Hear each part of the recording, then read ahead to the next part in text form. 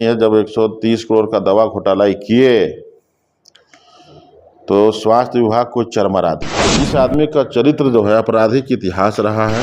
ये लोग हिंदू मुस्लिम करने वाले लोग हैं, समाज को बांटने वाले लोग हैं। विधायक को तो हम दंगाई कहने में थोड़ा सा भी हमको लाज शर्म नहीं लगता। अगर रोजगार रहता तो यहाँ के लोग को यहाँ पर रोजगार मिलता। रोजगारी है, यहाँ पर लोगों को काम नहीं मिल रहा है। यहाँ के नौजवान जा रहे हैं बाहर काम करने। पूरा होने जा रहा है, सीमेंट फैक्ट्री कहाँ गया, यह नौजवान लोगों की तरफ से पहला सवाल। सबसे पहले आपका चैनल का स्वागत है।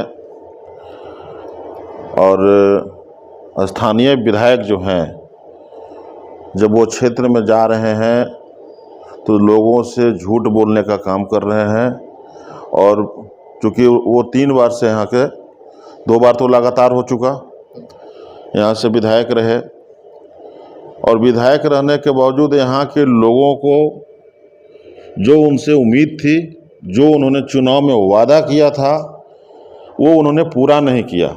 उन्होंने सीमेंट फैक्ट्री का बात किया था, आप उसको उठा करके पिछले बार जब चुनाव था तो उन्होंने जब भारतीय जनता पार्टी को ज्वाइन किया तो बजाबते मंच पर से उन्होंने अपने भाषण में बोला है कि भवनाथपुर का जो लाइमस्टोन का जो खदान है, जो राजनीतिक कारण से बंद पड़ा हुआ है, उसको वो सीमेंट फैक्ट्री बनवाएंगे और यहाँ के रोजगारों को, यहाँ के नौजवानों को रोजगार देंगे और पलायन को रोकेंगे। तो आज 5 साल पूरा होने जा रहा है, सीमेंट फैक्ट्री कहाँ गया, यह नौजवान लोगों की तरफ से पहला सवाल। हम लोगों को सबसे पहले सीमेंट फैक्ट्री चाहिए। 5 साल पूरा हो रहा है, हम लोग विकास के लिए सोचने वाले लोग हैं, विकास की बात करने वाले लोग हैं, और नौजवानों के लिए हम लोग सोचने वाले लोग हैं। और नौजवान जो है अपना हक और अधिकार के लिए शुरू से लड़ा है। इस देश को आज़ादी दिलाने में भी नौजवानों का अहम भूमिका था। और जब नौजवान लोग एक होकर के क्रांति फैलाए रहेंगे, और जब नौजवान लोग संगठित हो रहे हैं इस बार इनके खिलाफ में, आप पूरे विधानसभा में घूम करके देखिए,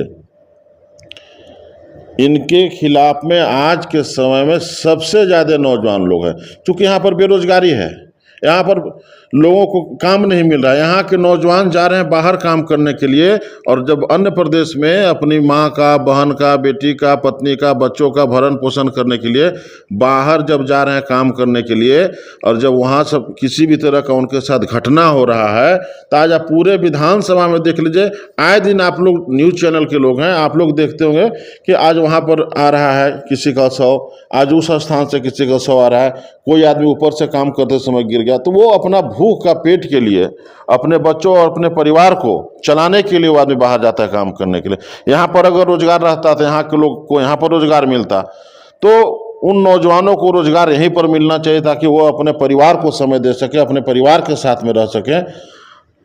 पलायन एक बहुत बड़ा समस्या है यहाँ का, क्योंकि कोई भी आदमी अगर रोजगार के लिए बाहर जाता है तो अपने परिवार से दूर रहता है। अभी विधायक जी से हम पूछे कि सर पलायन के क्षेत्र में क्या कुछ नहीं हो रहा है, तो उन्होंने साफ इनकार कर दिया। बोला कि यह यहाँ के जेएमएम सरकार की नाकामी का देन है। जो बोले थे कि 5 लाख बेरोजगारों को नौकरी दे, डायरेक्ट इसका वो बता दिए कि पलायन से हम पूछे थे। तो देखिए, ये सब जाति के नाम पर समाज में हिंसा फैलाने वाले लोग हैं।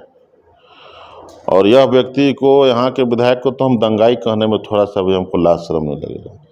यह आदमी को, ऐसे लोगों को जनप्रतिनिधि होने का कोई हक और अधिकार नहीं है, क्योंकि ऐसे लोग क्षेत्र का विकास नहीं कर सकते हैं। क्षेत्र में उनके द्वारा बोल करके कभी भी क्षेत्र में हिंसा फैलाया जा सकता है, दंगा कराया जा सकता है। ये लोग हिंदू मुस्लिम करने वाले लोग हैं, समाज को बांटने वाले लोग हैं। समाज को लोग संगठित नहीं कर सकते हैं। हमारा देश सभी जाति, सभी धर्म, सभी मजहब को लेकर के चलने वाला है, और ये लोग दंगाई लोग हैं।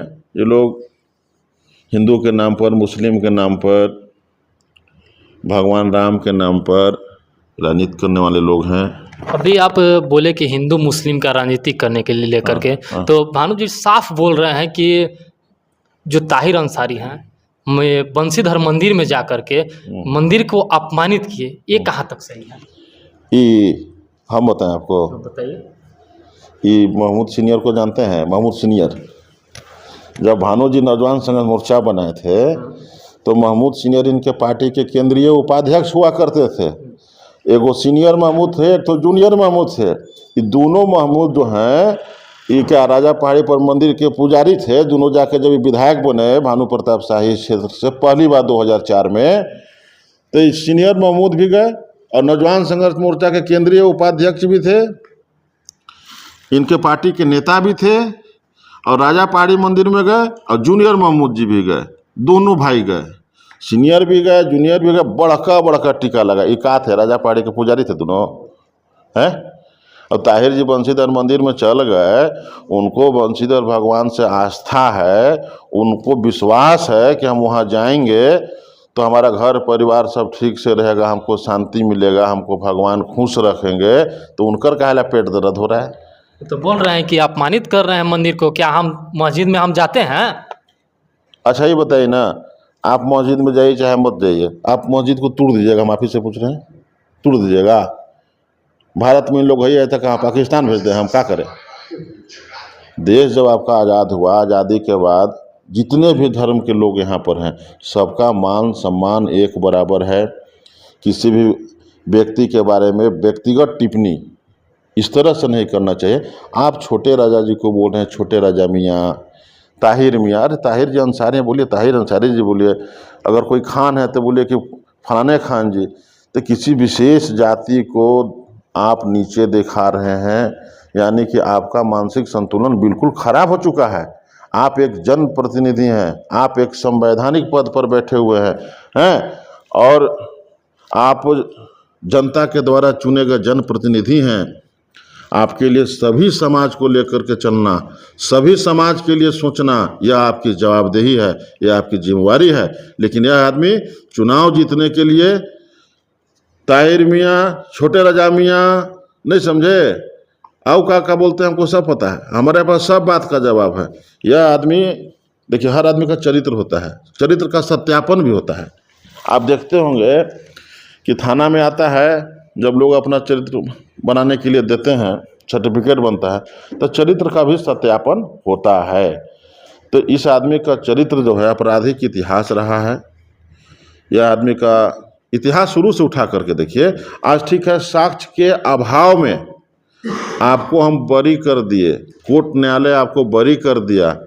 आप अगर किसी का हत्या करते हैं, आप अगर किसी के साथ में किसी भी तरह का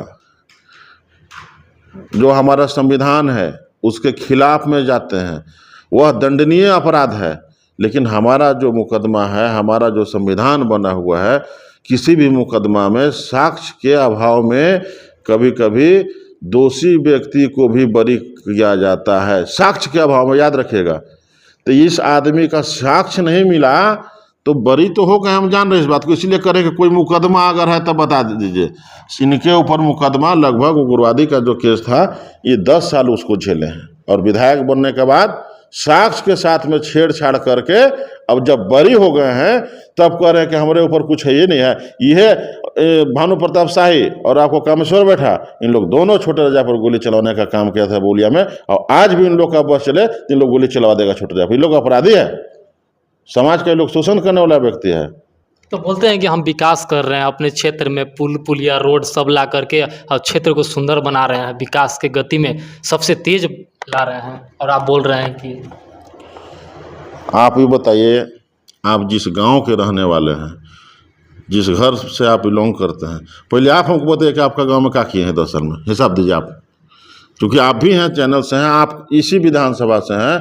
हमको आप बताइए कि आपका गांव में, आपके लोगों के बीच में, आपके पंचायत में क्या हुआ है, बताइए।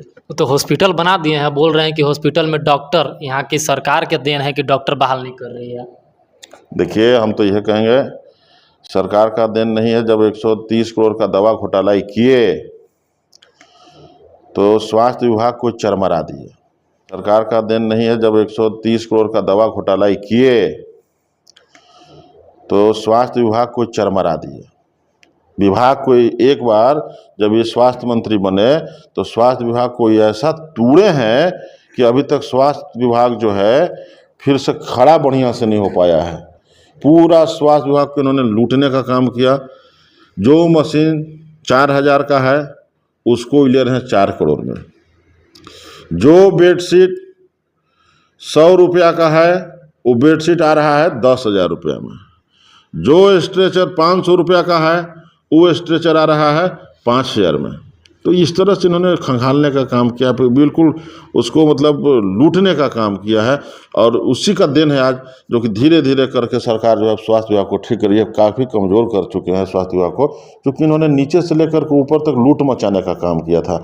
आज सरकार हेमंत सोरेन जी का है, आप गांव-गांव में जाइए, महिलाओं से मिलिए, हर खाते में महिलाओं का खटाखट जा रहा है 1,000 रुपया। अभी देखिए 2-3 दिन में चल जाएगा।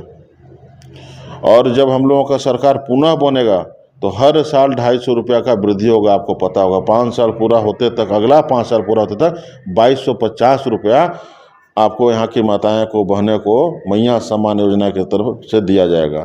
तो बोल रहे हैं विधायक जी कि अगर मैया सम्मान योजना चालू किए हैं, उसी के साथ उसका मृत्यु भी कर दिए हैं। किसने मृत्यु कर दिया है? तो बोल रहे हैं कि दिसंबर 2024 तक, कल के भाषण में वो बोले कि दिसंबर 2024 तक, 21 उसके बाद बंद हो जाएगा योजना। 21 साल से 49 साल तक पहले था, अभी हो गया 18 से 49। और योजना जब हेमंत सोरेन जी चालू किए हैं तो इनको ई मालिक हो गया बंद कराने वाला कि दिसंबर तक रहेगा। ये गुमराह करने वाले लोग हैं, झूठ बोलने वाले लोग हैं। इनके बात में जनता को नहीं आना है। हेमंत सोरेन सरकार पर, हेमंत सोरेन जी पर, झारखंड मुक्ति मोर्चा पर जो जनता का आस्था और विश्वास है उसको देख करके घबरा गए हैं। और जो हेमंत सोरेन जी का सरकार है उसमें इनका तनिक चल भी नहीं रहा है। ये लूट नहीं पा रहे हैं जिस तरह से लूटना चाहते हैं इस क्षेत्र को। कहते हैं कि हमने काफ़ी बहनों को शादी कराया, ठीक है, याद रखिएगा। जब जब शादी इन लोग कराता है इनके टोटल कार्यकर्ता लग जाते हैं पैसा वसूली में। कर्मचारी से शुरू होता है और एक एक कर्मचारी से लेकर के पदाधिकारी से पैसा का वसूली किया जाता है विवाह के नाम पर। एक शादी में खर्चा हो रहा है 5 लाख, होगा वसूली 20 करोड़। अब बुला करके खेसारी को नचवाएंगे, समझे कि नहीं? और खेसारी नाचेगा, तक दिन करेगा और उसी पर इन लोग कमाएगा और बाकी पैसा सब चल जाएगा आपको बतो चल जाएगा। बाकी पैसा खर्चा होगा 5 लाख और वसूली होगा 20 करोड़ रुपया। हर साल शादी के नाम पर इतना वसूली किया जाता है। अभी जो मैया सम्मान योजना सरकार के द्वारा चलाया जा रहा है, विपक्षियों के द्वारा लगातार इस पर प्रहार करते हुए कहा जा रहा है कि यह चुनावी हथकंडा है। अभी विधानसभा चुनाव होने वाला है, लोगों को लॉलीपॉप दिया जा रहा है, इस पर क्या कहेंगे? देखिए बगल आपको यहाँ जो छत्तीसगढ़ है, किसका गवर्नमेंट है? हम आपसे पूछ रहे हैं, किसका गवर्नमेंट है? अभी तो भाजपा का है। भाजपा का है। वहाँ भाजपा दे रहा है ना, तब वहाँ आपको अच्छा लग रहा है, और हम दे रहे हैं तो आपको खराब लग रहा है। झारखंड की जो महिलाएं हैं और ख़ास करके जो गरीब महिलाएं हैं, जो किसी न किसी कारण से परेशान हैं, हमारे यहाँ गरीबी बहुत ज़्यादा है, और उन महिलाओं के लिए, उन बहनों के लिए आज जब हेमंत जी सोच रहे हैं तो इनको पेट फट रहा है। यह योजना चालू रहेगा, यह रुकने वाला नहीं है, और यह दिसंबर तक ही नहीं, यह जब शुरू हो गया है तो यह आजीवन चालू रहेगा। जब तक हमारी सरकार रहेगी तब तक योजना चालू रहेगा। उन बेरोजगार युवाओं को आप क्या संदेश देंगे हमारे चैनल के माध्यम से? बेरोजगार युवाओं को हम यही संदेश देना चाहेंगे कि जो छोटे राजा जी का एक सपना है पावर प्लांट को पूरा करना, तो जब 2009 में ये विधायक बने थे तो 13 में आपको ये किए थे, आपको शिलान्यास 14 में, चुनाव से 6 महीना पहले। और जो शिलान्यास किए थे उसके बाद ये विधायक बने नहीं, वह काम शिलान्यास करके वैसे ही पड़ा रह गया। और जब इस बार जनता उनको मौका देगी तो उसको हम लोग पूरा करने का काम करेंगे, और भानु प्रताप शाही जी का मुंह में हम लोग करी खा पोतने का काम करेंगे। चूँकि आपके चैनल पर या किसी के चैनल देख रहे हैं, उनको बोलने नहीं आ रहा है, आजकल घबरा गए हैं, राख पोतने का बात कर रहे हैं ना। हम लोग ऐसा विकास करेंगे, आपको भवनाथपुर को, धुरकी को, केतार को, सगमा को, डंडई को, रमना को, बिशुनपुरा को हम लोग सजाने का काम करेंगे, यहाँ के गरीबों के खेत में पानी देने का काम करेंगे, चापाकल देने का काम करेंगे। हमारा सरकार देखिए आपको 200 यूनिट का बिजली बिल माफ़ कर दिया, और जितना बकाया पुराना बिजली बिल था वो भी माफ़ किया। तो उससे फ़ायदा किसको मिला? गरीब लोगों को मिला, नौजवानों को मिला।